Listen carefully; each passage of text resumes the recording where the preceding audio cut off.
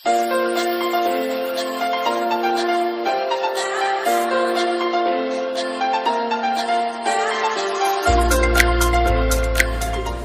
দর্শক আসসালামু আলাইকুম, আশা করি সবাই ভালো আছেন। আজকে আমি চলে আসছি চিংড়ি মাছ দিয়ে ঝিঙের একটা দারুণ ঝোল রেসিপি নিয়ে। আমি চুলে একটা কড়াই বসিয়ে দিয়ে তেল দিয়ে দিয়েছি পরিমাণ মতো। তেলটা হালকা গরম হয়ে গেলে আমি এখানে দিয়ে দিয়েছি পেঁয়াজ কুচি হাফ কাপ পরিমাণ। পেঁয়াজটাকে হালকা একটু নেড়েচেড়ে একটু নরম করে নেব।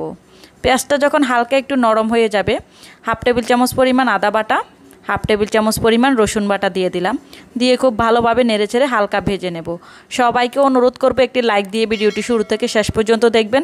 চ্যানেলটি ভালো লাগলে প্লিজ একটি সাবস্ক্রাইব করে রাখবেন। হালকা নেড়েচেড়ে এখানে চিংড়ি মাছ দিয়ে দিয়েছি আমি হাফ কাপের একটু বেশি, একটু বড় সাইজের চিংড়ি মাছ। সামান্য পরিমাণ হলুদ গুঁড়ি দিয়েছি, খুবই সামান্য পরিমাণ। লাল মরিচের গুঁড়ি দেবো আমি হাফ টেবিল চামচ পরিমাণ। লবণ দিয়ে দেবো স্বাদ মতো। ধনিয়ার গুঁড়ি দিয়ে দেবো হাফ টেবিল চামচ পরিমাণ। আমি প্রথমে হলুদ মরিচের গুঁড়িটা দেওয়ার পরে হালকা নেড়েচেড়ে নিয়েছি। এখন আমি লবণ আর ধনিয়ার গুঁড়িটা ব্যবহার করব। লবণ আর ধনিয়ার গুঁড়ি দেওয়ার পরে আমি আবারও খুব ভালোভাবে একটু নেড়েচেড়ে দিচ্ছি। এখন আমি সামান্য পরিমাণ পানি দিয়ে দেব যাতে মশলাটা পুড়ে না যায়। সামান্য পরিমাণ পানি দিয়ে খুব ভালোভাবে মশলাটাকে 3 থেকে 4 মিনিটের জন্য কষিয়ে নিতে হবে, তেলটা যেন উপরে খুব ভালোভাবে ভেসে ওঠে। আমি ভালোভাবে নেড়েচেড়ে ঢাকনা দিয়ে ডেকে রেখে দেব 2 মিনিটের জন্য। আমি যে সবজিটা রান্না করব, ঝিঙে নিয়েছি আমি 1 কেজির মতো, আলু নিয়েছি বড় সাইজের একটা, আর একটা ছোট ডাঁটা নিয়েছি। ডাঁটাটা আসলে বাসায় ছিল তাই আমি এটা ফেলে দেইনি, এটা নিয়ে নিয়েছি। মশলাটা যখন খুব ভালোভাবে কষিয়ে নেওয়া হয়ে তেলটা উপরে বেশি উঠেছে, ঢাকনা সরিয়ে খুব ভালোভাবে নেড়েচেড়ে দেব। যখন দেখবেন কড়াইয়ের চারপাশে পোড়া লেগে যাচ্ছে, তখনই সঙ্গে সঙ্গে চুলার আঁচটা কমিয়ে দিবেন, দেখবেন খুব সুন্দরভাবে উঠে আসতেছে। চুলার আঁচটা মাঝারি আঁচে রেখে এখন আমি কেটে ধুয়ে পরিষ্কার করে রাখা ঝিঙে, আলু আর ডাঁটাটা দিয়ে দিলাম। দিয়ে খুব ভালোভাবে নেড়েচেড়ে এখন আমি মশলার সঙ্গে মিশিয়ে দেব। চুলার আঁচটা মাঝারি আঁচে রাখবেন। এই পর্যায়ে যেহেতু কষিয়ে নেব, যেন পুড়ে না যায় লক্ষ্য রাখতে হবে। খুব ভালোভাবে নেড়েচেড়ে ঢাকনা দিয়ে ডেকে রেখে দেব আমি 3 থেকে 4 মিনিটের জন্য। 3 থেকে 4 মিনিট পর ঢাকনা সরিয়ে আবারও আমি খুব ভালোভাবে নেড়েচেড়ে দেব। এটা থেকে কিন্তু খুব সুন্দরভাবে পানি বের হয়েছে।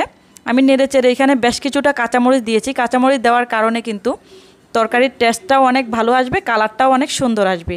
আবারও ঢাকনা দিয়ে 1 মিনিট রেখে দিয়েছিলাম। 1 মিনিট পর খুব ভালোভাবে নেড়েচেড়ে এখন আমি গরম পানি ব্যবহার করব। মশলাটা তরকারিটা যতটা ভালো কষানো হবে টেস্টটা কিন্তু ততটাই ভালো আসবে।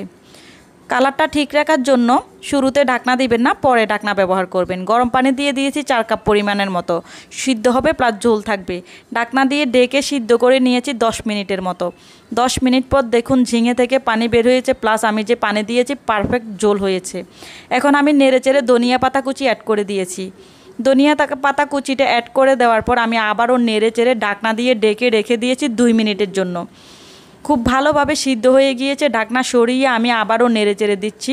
খুব সুন্দর একটা ফ্লেভার আসতেছে। এই পর্যায়ে আপনারা লবণটা চেক করে দেখতে পারেন হয়েছে কিনা।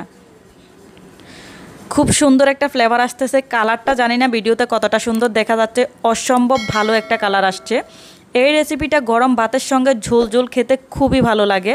এটা ঝোল ঝোলই ভালো লাগে, মাখা মাখা একদমই ভালো লাগবে না। আজকের রেসিপিটা আপনাদের কাছে কেমন লাগলো প্লিজ আমাকে কমেন্ট করে জানাতে ভুলবেন না। আশা করি যদি রেসিপিটি আপনাদের কাছে ভালো লেগে থাকে একটি লাইক, কমেন্ট অ্যান্ড শেয়ার করে দেবেন। বাসায় একবার ট্রাই করার অনুরোধ রইল।